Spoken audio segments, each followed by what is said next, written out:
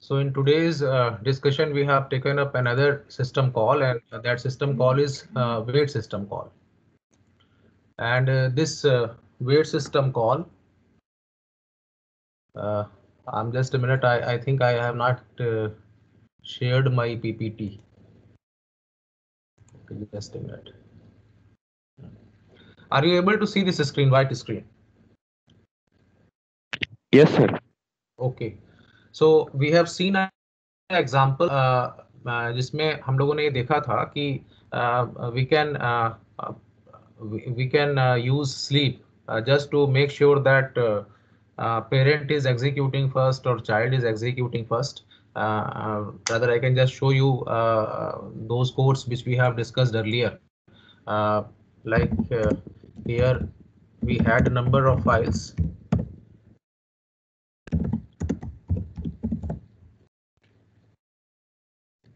So here, one of the example that we have seen was the last one where uh, we forked a child, and here we made use of sleep system call. So what we have done basically, just to make sure that child is completing its execution first, we have simply used this sleep system call as a delay tactic. So because of that only the parent is put into sleep mode. And since you know that the parent when it is executing, it must have got the CPU for a fixed amount of time. So when that time quantum is expired, then parent has to leave that CPU, and the CPU will be allocated to the next program. In our case, on my desktop, the next program which is competing with parent is the child process. So this sleep 20, you can say that it's being used as a tool just to make sure that that execution of child is occurring first before the parent. So that is why deliberately we have put this sleep 20 in the code which is supposed to be executed as part of parent. And this is worth to mention that already we have explained that whenever any fork system call is executed, it is creating a child process, and the child process also resumes the execution of the same code from the next statement onwards. Similar is true with parent also, because parent has just executed p is equal to 4, and with that it has created a child process, and soon after that it will proceed to the next statement. Now out of these child and parent processes, which process will proceed further, that depends ki which one is getting the CPU slots first. So it may happen that parent may proceed before the child, or it may happen that child may proceed before the parent. So as a delay tactic, just we wanted to make sure that child is executed first. So we have put one system call, that is sleep 20, in the code of in the code section, which is supposed to be executed as part of parent, because code is common in both parent and child process.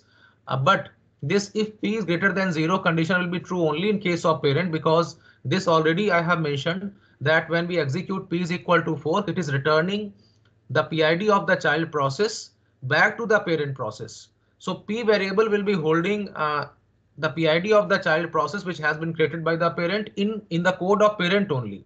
But in the code of child, this p variable will be having the 0 value.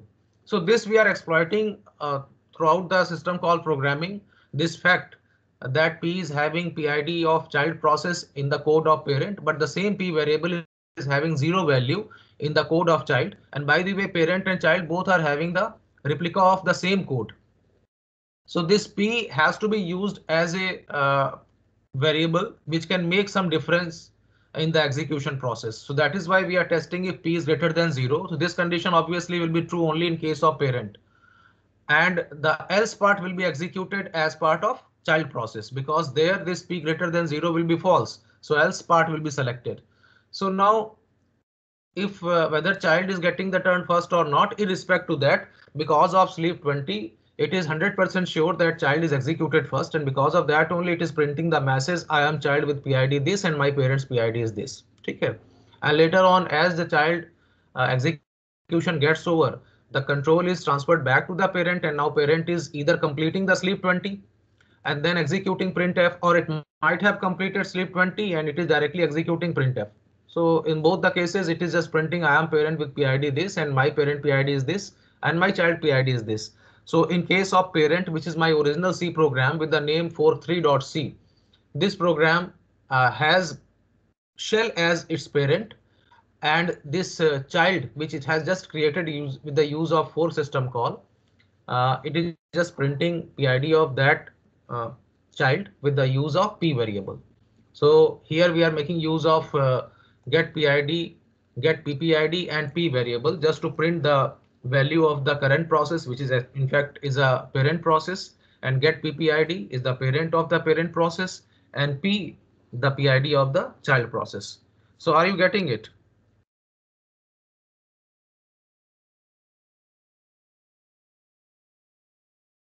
Please acknowledge so that I can understand कि yes, you are understanding or not, because I am not having any way of finding out whether you are listening to me or understanding me or not.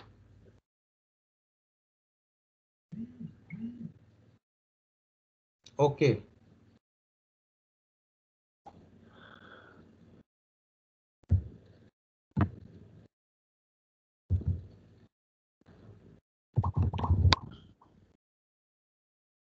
आपको मेरी आवाज आ रही है? Yes, sir. Yes, sir. तो आप हमें बताते रहिए कि आपको समझ आ रहा कि नहीं आ रहा, वरना मेरे एक्सप्लेनेशन का कोई फायदा नहीं, बड़ा यूनिलैटरल कम्युनिकेशन लगता है फिर। Okay, sir. तो आई बिलीव कि आपको समझ में आया हो कि जो मैं यहाँ एग्जीक्यूट कर रहा हूँ कि कैसे एक पेरेंट प्रोसेस जो है वो चाइल्ड प्रोसेस क्रिएट करता है। So in continuation with the same, we are having the concept of orphan process. जैसे मान लीजिए एक पेरेंट प्रोसेस ने जो है चाइल्ड प्रोसेस क्रिएट किया. Now in which situation that child becomes orphan? When the parent is expired before the child process, the child obviously will become orphan. So any process which is losing its parent, I mean whose parent is dead, becomes an orphan process. So question rises कि when the child becomes orphan, obviously if a parent has created that child and parent is died because of some reasons, so what will happen to that child? So in that case, the parenthood of that child will be transferred to a process which is called init, and by the way, init is considered to be the ancestor process of all the processes which are currently running on a Linux system. So, but this arrangement is somewhat different in case of Linux, where this job of init is being done by a daemon process which is called upstart. So when the parent is dead, obviously the child becomes orphan, and who takes care of that child? It is upstart process which takes care of this child. So I can just explain you with this code.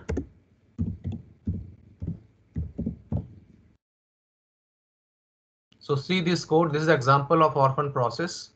So here with this statement, P is equal to fork, a child process is created, and then this child process is also proceeding along with parent process. Now this condition, if P is greater than 0, this will be executed as part of both the codes, whether parent is getting the turn first or child is getting the turn first. कोई एक जो है वो इसमें proceed करेगा, execute करेगा. तो let us suppose parent is proceeding first. So what will happen if P is greater than 0? This condition is true in case of a parent. Sleep 5 is just putting the parent to sleep mode for 5 seconds, and after that, when it is coming out of that, it is printing the message I am parent with PID this. Now if you come to the else part, there the child is printing I am child with PID this and my parent's PID is this. After that, child is put into sleep mode for next 20 seconds. So just this just you try to understand that this sleep 20 is making it sure that the parent is completing its execution first. Okay. Why we have kept this sleep 5 in the parent code? Because we just wanted to make sure that child should take the turn first. So because of this sleep 5, because you know that the speed of execution on microprocessor is in microseconds, whereas the unit which we are giving inside the bracket of sleep is in seconds. So obviously sleep 5 is just a time which is much greater than the time quantum which is assigned to parent process, because we are assuming that parent is getting the turn first. So what will happen? So because of sleep 5, the parent cannot complete its execution, and it is 100% sure that parent will be added further to the ready queue because it is unable to complete its execution. So now obviously the turn will be given back to the child process. What child is doing? The first statement is I am child with PID this. So child is just printing the message, I am child with PID this and my parent PID. And who is the parent of this child, by the way? The main code, which is orph.c. वही parent है. So that PID of orphan.c object code will be printed on the screen. And after that, the next statement which is to be executed by the child is sleep 20. Now, because of this sleep 20, the child will put into sleep mode for next 20 seconds. So that is time sufficient to make sure that the turn is given back to the parent process. Now what parent is doing? It is simply printing I am parent with PID this and my child PID this. So both this statement, the first statement printed by child and the second statement executed by the parent, they are simply endorsing the fact that who is the parent and who is the child. After that, the parent is completing its execution because soon after this printf statement, the parent has closing curly bracket and the else part will not be executed as part of parent. So parent will be terminated by just returning 0 value. Now, because of sleep 20, the child is still sleeping. So turn will be given back to the child, but now the situation is the parent is dead because its execution is over. So obviously it is terminated. So the chance has been given back to the child process. But now child, who will become the parent of child? Obviously the parent is dead. So somebody else has to take parenthood. So this is, you can say in case of Linux or Unix, we are generous enough that we are taking care of orphans. So that is why it is happening that another process is coming forward and taking the responsibility. And that another process is basically the ancestor of all the processes, which takes care of its generations. So because of that only it is happening that that process will own the parenthood of this child. So now once again child is printing its PID. That will not be changed because whatever PID was assigned to this child and was printed in the first statement, the same PID will be printed in the second statement also. But in the first statement, the parent was the original C program which has created this child process. But second time we'll be getting a different PID. Why? Because that original C program which has created this child is actually expired, is terminated. So now somebody else has to be there to take care of this child, and it is the PID of that process which is printed on the screen. Okay. So this concept is called orphan process, where a child is left to exist without the parent. But there is a process which takes care of this child, and conventionally this process is init process, which is considered to be ancestor of all the processes. And in particularly case of Ubuntu, it is upstart process, because in that case it is event based version of init. So here you can understand that this work or this child is taken care by the upstart process. So now we can see the execution of this program.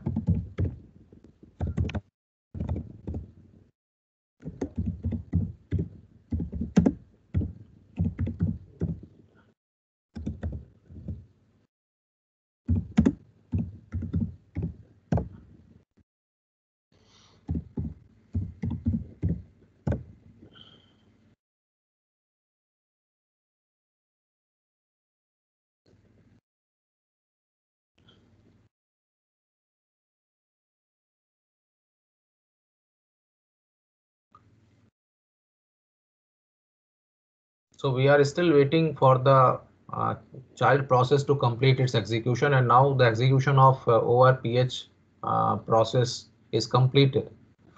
So you can simply compare this output with the upper portion of your screen where the code is also displayed. So you can very well match it. Here in this case, when this P is equal to fork, this system call is executed. It has created a child process, and both parent and child, they are having the same code. After that, let us suppose the turn is given first to the parent process. So because of that only P is greater than 0 will be true. and the sleep 5 is just put the parent to the sleep mode. It may happen that during the sleep mode only the time quantum allotted to parent is expired. So in that case, the turn will be given to the child process. The same code is available to the child also. Now child will also resume the execution from the point where it was done in the parent process, which is p is equal to fork. So soon after that, the next statement is if p is greater than 0. This statement is false in case of child process. So obviously child will start from this point. So what child is doing, it is printing I am child with PID this and my parents PID this. So whether parent has got the turn first or the child has got the turn first, the first statement which is executed out of this total execution is the one I am child with PID this, and because of that only we are getting the message I am child with PID 3531 and my parents PID is 3530. ठीक है, ये message आ रहा है because of this printf statement. Now after that we are making use of sleep 20. Now that is the time which is sufficient to make sure that the turn is given back to the parent, because sleep 20 is very long duration, and obviously since the time quantum used to be in microseconds, so turn will be given back to the parent process. Now it may happen that parent may be still executing the sleep, because earlier time quantum was very small in comparison to 5 seconds which we have given, because we wanted to give the turn first to the child process. But anyways, even if this sleep 5 is still running, and because of that only time quantum may get expired. So because of that only turn once again come back to the child process, but child is executing a very large delay in comparison to parent. So there may be a very frequent switching between parent and child, but ultimately the first execution will occur at parent side only. तो पहले statement के बाद अब इसमें से sleep 20 की वजह से ये श्योर हो गया कि अगला स्टेटमेंट जो एग्जीक्यूट होगा वो यही होगा of the parent code. Now parent is printing I am parent with PID 35330, which you can verify because child has just endorsed that is parent is 3530. Here child also says that parent is also saying that my PID is 3530, and it is also printing that my PID is 3531 with the use of this variable p. ठीक है, which you can verify because child has already printed with the use of get PID the 3531. ठीक है, so now both the statements are okay. After that parent has got the closing remark in the if statement, and else part will not be executed and return 0 will terminate the program. Now parent is no more, but child is still executing sleep 20. So child keeps existing. So eventually the child will come out of this sleep 20 delay mode, and then it will print the next statement printf I am child with PID this. So because of that only once again we are getting this message I am child with PID this. So still you see 3531 was the PID first time revealed by the child that its PID is 3531. The same fact was also revealed by parent process that 3531 is the PID of the child process. And here child once again saying after the expiry of that parent that my PID is 3531. But this time it is saying that its parent PID is 2079. 2079, which is not the original parent, because the original parent was having the PID 3530. So that means that parent is expired and this child has become orphan, but not in true sense, because it is being taken care by upstart process, which by default resumes the parenthood of any process which becomes orphan in Linux. So because of that only it is happening. Acha, how can we make sure that 2079 indeed is a upstart process? That we can verify because there is a command called ps minus e, and then we are using grep statement, and what we are searching the entry corresponding to 2079. Basically the syntax of grep says that after grep you have to mention the pattern that you wish to search, and then you have to mention the file. Say for example I am having the employee database of Malvia, and let us suppose the name of that database is emp.dat, and if I am willing to search whether SP Singh is faculty of this university or not. So I can simply write grep, and within single quotes I can write SP Singh, and then we can write emp.dat. So what will happen? It will search all those lines where it is finding the occurrence of SP Singh. The same thing is true with this one also. Here PS minus E is the contents over which grep has to be operated, and what PS minus E is basically doing, it is listing every process on the screen. See the difference. When I say only PS, what I am getting is only the process which are attached to my terminal.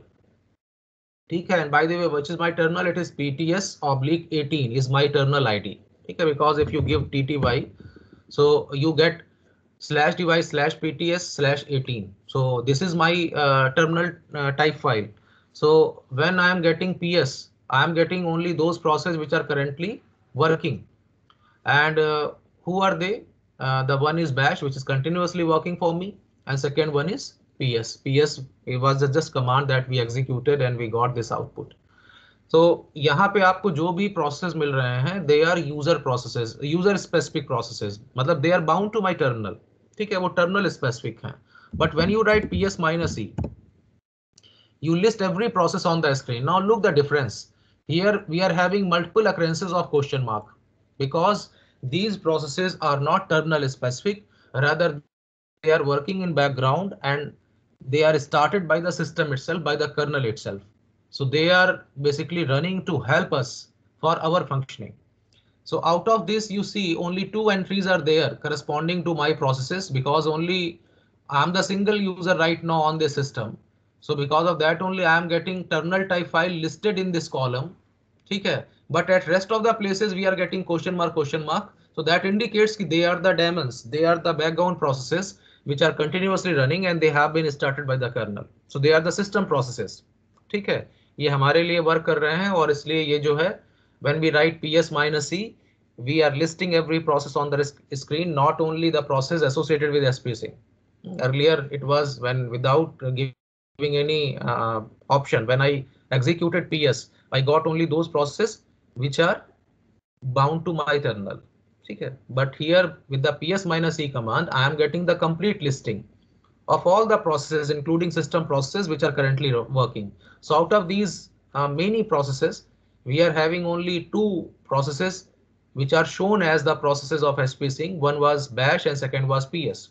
Now rest of the processes, they were simply the processes started by the system, and that's why they are not specific to any terminal, and that is why in the column of terminal type file we are getting question marks. So question mark is a, you can say is an indication that the corresponding process is not a terminal specific, rather it's a system specific process, and that is why we term it as a system process.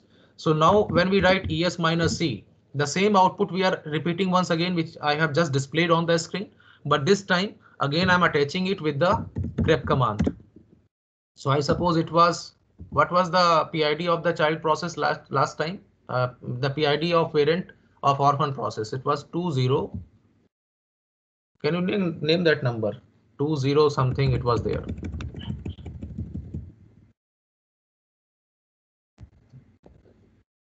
Once again I can re-execute the program just to verify which process was there. It was 2079. Okay, Brijnandan. It was 207, and let us see once again, it will come on the screen 207. And because these processes which I am executing right now, earlier instead of getting 3572, we have got something else as PID of the child process, because PID of my C program as a parent and the child which was created by this parent, every time we are getting a different number, because these numbers are dynamically assigned. They may be unique at any instance of time in the entire RAM, but it is not sure that every time when you run this program in different lab sessions, you will get this 3572 only as a child number, because it's similar to what we do in case of DSCP. Every time you are getting a different IP. But 2079 is the startup process ID, and that will remain same till my system remains booted or Linux server remains booted. Okay, that is not going to change. So here once again I am just repeating PS minus C, and then using this pipeline symbol I am attaching this output to 2079, and this we are searching. So now you can see out of the multiple files which I have displayed over here earlier, okay, I am filtering out only the one which has the PID number as 2079. So this entry, the complete line is shown on the screen. So this question mark indicates that yes, it is a system process, and the name you can verify it's start only. Okay. So are you getting it? We are having the concept of orphan process. So obviously whatever is happening in the real time scenario, that any orphan is orphan because he is not having any parent. So here too the same concept is applicable, that when the parent is creating a child process, the child has a legitimate parent, but after some time when parent is expired, obviously the child becomes orphan. But as I told you that on the lighter note, that Linux is generous enough that it is coming forward and there is a process which takes care of these orphans. So obviously it is 2079. So that is the upstart process. So is it okay? We are having the concept of orphans. Now what is the advantage of doing that? The concept of orphan is very beneficial. Because of that only it is possible that when you are executing any program or compiling any program which takes say 5 hours time for its complete compilation, whereas the permitted time for your lab session is only 2 hours. So what will happen if you try to close your session? So obviously when you are closing the terminal, so all the process which were initiated from your terminal, they have to be killed. Okay. So then in that case, you can never succeed in compiling that program, which is actually taking total 5 hours time. Okay. So in that scenario, this concept is being used. We'll see later on how this can be used, but you can just make sure that the process which you have initiated for compilation, it keeps running even if you are closing your login session. So that child is completing its execution and you are leaving the session, lab session, closing, logging out from the system, and next day when you are coming and once again joining the Linux server with the use of login and passwords, you will see that whatever program you submitted yesterday has completed its execution and now you can see the result. So this is a very, you can say, one of the best features which we can exploit in very long programs. Today, till now we may not be writing the programs which are taking hours, but it is happening very frequently when you are pursuing PhD or any research kind of work, because there the program used to be very lengthy and they used to take a lot of time for